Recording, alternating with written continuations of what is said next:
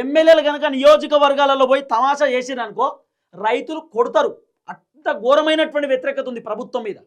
కాబట్టి రైతన్నలందరూ కూడా ప్రభుత్వం పైన కోపం ఉండేది గ్రహించారు. ప్రభుత్వం గ్రహించి ఫస్ట్ పంట బోనస్ 3 అంశాలు. ఇప్పుడు ఒకటేమో సుమారు 514 కోట్ల రూపాయలు బోనస్, 500 రూపాయలకు సంబంధించినటువంటి బోనస్ ఏది సన్నవడ్లకు. తర్వాత 74 లక్షల మంది రైతులకు రైతు భరోసా, ఇంత సుమారు 9,000 కోట్ల రూపాయలు రైతు భరోసాకు సంబంధించి. తర్వాత ఏదైతే ఇది తర్వాత అదేంది యూరియా బత్తాలు, యూరియా బత్తాలకు సంబంధించినటువంటి ఇష్యూ లేకుండా యూరియా బత్తాలు ఈ మంత్లో క్లియర్ చేయడానికి రెడీ అవుతున్నారు. ఎందుకు ఇదే మంత్లో క్లియర్ చేస్తున్నారు తెలుసా? ఎంపీటీసీ జెడ్పీటీసీ ఎన్నిక.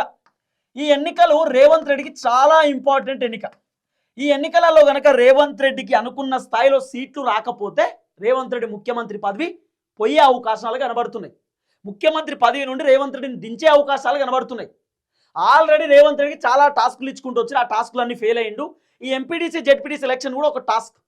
ఇంకోటి రేవంత్ అన్న సర్వే చేయించిండట. ఏది సర్వే చేపిస్తే ఈ సర్వేలో 119 నియోజకవర్గాలు 33 జిల్లాలలో రేవంత్ అన్న సర్వే చేపిస్తే రేవంత్ అన్నకు ఒక నెగిటివ్ రిపోర్ట్ వచ్చింది. ఆ నెగిటివ్ రిపోర్ట్ ఏంటంటే, సార్ చాలామంది బాగానే ఉన్నారు, రైతులు వ్యతిరేకంగా ఉన్నారు, ఘోరంగా తిడుతురు రైతులు కాంగ్రెస్ ప్రభుత్వాన్ని.